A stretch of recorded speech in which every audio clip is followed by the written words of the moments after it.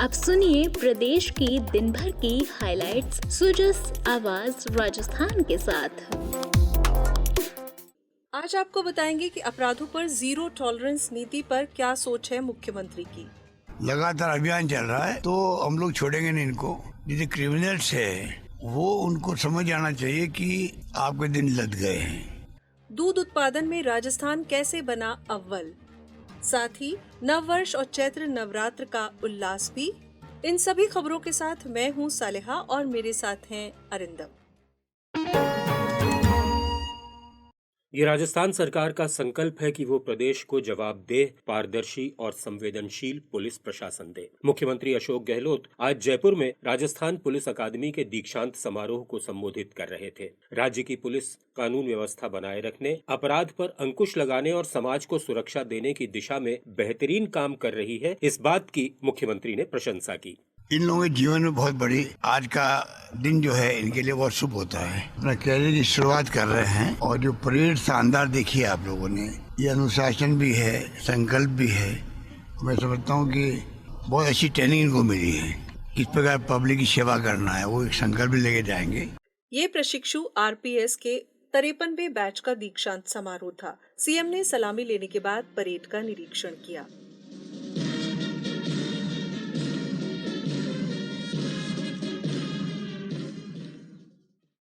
उन्होंने महिला पुलिसकर्मियों का सेंट्रल बैंड स्थापित करने और सर्वश्रेष्ठ पुलिस अकादमी तथा प्रशिक्षक को पुरस्कृत करने का ऐलान किया। श्रेष्ठ प्रशिक्षुओं और पुलिसकर्मियों को भी पुरस्कृत किया। सीएम ने कहा कि प्रदेश में अपराधों में 5% की गिरावट आई है। जल्द ही पुलिसकर्मियों को साप्ताहिक अवकाश भी मिलने लगेगा।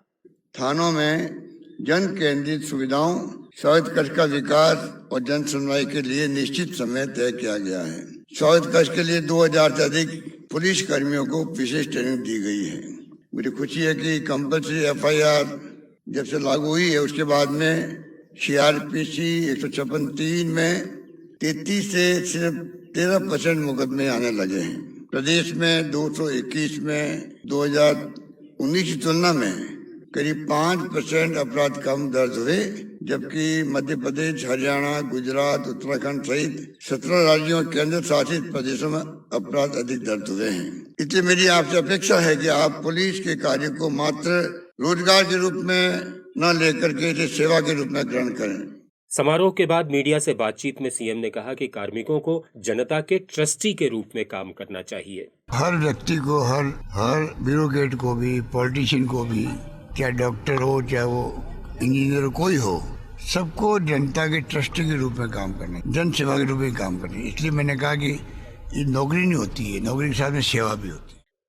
मुख्यमंत्री ने जयपुर में राज्य स्तरीय पशुपालक सम्मान समारोह में भी शिरकत की। उन्होंने राज्य के आर्थिक विकास में पशुपालकों के योगदान की सराहना करते हुए कहा कि राज्य सरकार की प्रोत्साहन नीतियों का ही परिणाम है कि राजस्थान दुग्ध उत्पादन में देश में अव्वल है। पशुपालन और किसानी में महिलाओं का भी अहम योगदान है। एक तरफ तो किसान जो है खेती करता है और एक तरफ पशुपालन का काम जो है किसान ही करता है। अधिकांश जगह तो महिला ज्यादा भागीदारी निभाती है पशुपालन के अंदर। ये जो सम्मान का कार्यक्रम है तो किसानों का सम्मान, पशुपालन सम्मान की नई परंपरा राजस्थान ने शुरू करी है। सभी तरह से हम तैयार हैं आपकी मदद करने के लिए। 5 रुपए में भी हमने करीब 900 करोड़ रुपए का किसानों को, पशुपालकों को हमने लाभ पहुँचाया। गौशाला और हमने इन 4 साल में 2313 करोड़ दिए और अब हमने 12 महीने कर दिए उनके लिए। हम जो निसर्जन है या जो नंदी है, उन सब क्रेडिट कार्ड 90,000 पशुपालकों को जारी किए गए। क्रेडिट कार्ड भी आपको जारी किए गए हैं और 2500 नए मिल्क रूट बनाए जाएंगे जहाँ पर आप कलेक्शन भी आसान से कर सकते। महंगे के माल कम हो उसके ऊपर राहत की गई काम की हमने। करीब 12 लाख 13 लाख किसानों के बिल जीरो आएंगे। उनको हमारी पैकेज दे रहे हैं, हम लोग पैकेज दे रहे हैं क्योंकि ऐसे लोगों की स्थिति है। मुख्यमंत्री ने 25 पशुपालकों को विदेश भेजने का भी ऐलान किया। तो हमने तय किया कि किसानों को भ्रमण भी करवाएं, विदेश में भेजे। मैं खुद जाकर इजराइल रहेगा इस टाइम, तो मैं चाहूंगा कि आप खुद अनुभव प्राप्त करें, उसी आधार पर यहाँ आकर के और ज्यादा बड़े काम कर सकें।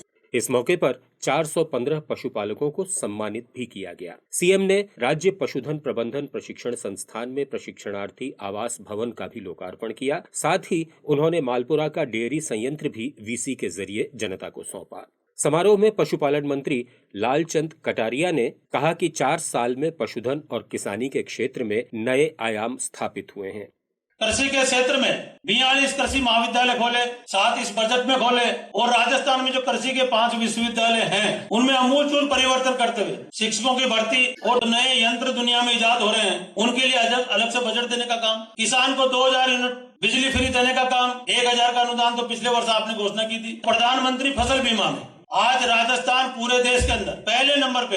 ये लगातार प्राकृतिक आपदा आने के बाद में चाहे पाला पड़े चाहे ओला पड़े, ज्यादा बरसात हो, 18,500 करोड़ रुपए राजस्थान में फसल बीमा के माध्यम से दिए गए और देश के अंदर प्रधानमंत्री फसल बीमा में राजस्थान पहले नंबर। बार बार हम दूध उत्पादन में उत्तर प्रदेश को पहले नंबर पे मानते थे, राजस्थान पहले नंबर पे दूध उत्पादन में है। सभी ग्राम पंचायतों में पशु केंद्र खोलने की घोषणा की है। आने वाले समय में राजस्थान में ऐसी कोई ग्राम पंचायत नहीं बचेगी जिसमें पशु उपकेंद्र नहीं होगा। और जो हमारा दवा का कार्यक्रम है, 138 तरह की दवाइयाँ जो पशुधन के लिए फ्री की है, दवा फ्री, डॉक्टर फ्री, पशुधन सहायक free. Rajasthan IT day fest का कल समापन हुआ। 3 दिन चले इस फेस्ट में बड़ी संख्या में युवाओं ने हिस्सा लिया। 36 घंटे के हैकाथॉन में 60 देशों के 1 लाख से ज्यादा प्रतिभागियों ने हिस्सा लिया। विजेताओं को 60 लाख के पुरस्कार दिए गए। जॉब फेयर में 12,500 युवाओं को ऑफर लेटर्स मिले। इसके अलावा सबसे ज्यादा पंकज कुमार को 36 लाख का सालाना पैकेज भी मिला।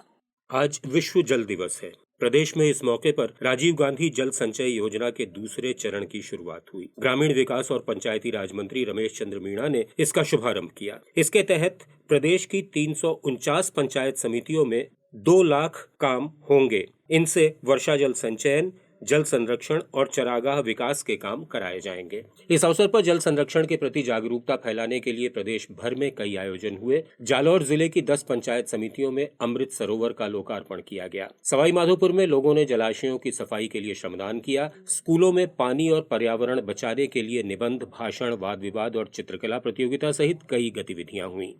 कोटा के उत्तर और दक्षिण निगम क्षेत्र में जल्द ही 50 किलोमीटर की नई सड़कें बनाई जाएगी। इसके लिए राज्य सरकार ने 2023-24 के बजट में 100 करोड़ रुपए आवंटित किए हैं।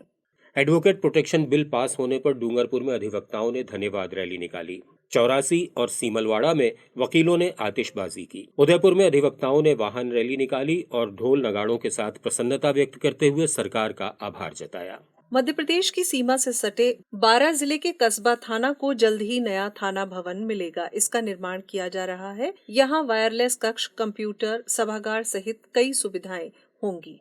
अब बात नव संवत्सर और नवरात्र की। आज से भारतीय नव संवत्सर 2080 का शुभारंभ हुआ। राज्यपाल कलराज मिश्र ने राजभवन के राजराजेश्वर मंदिर में पूजा अर्चना की। उन्होंने प्रदेशवासियों को नव संवत्सर और नवरात्र की शुभकामनाएं दी हैं।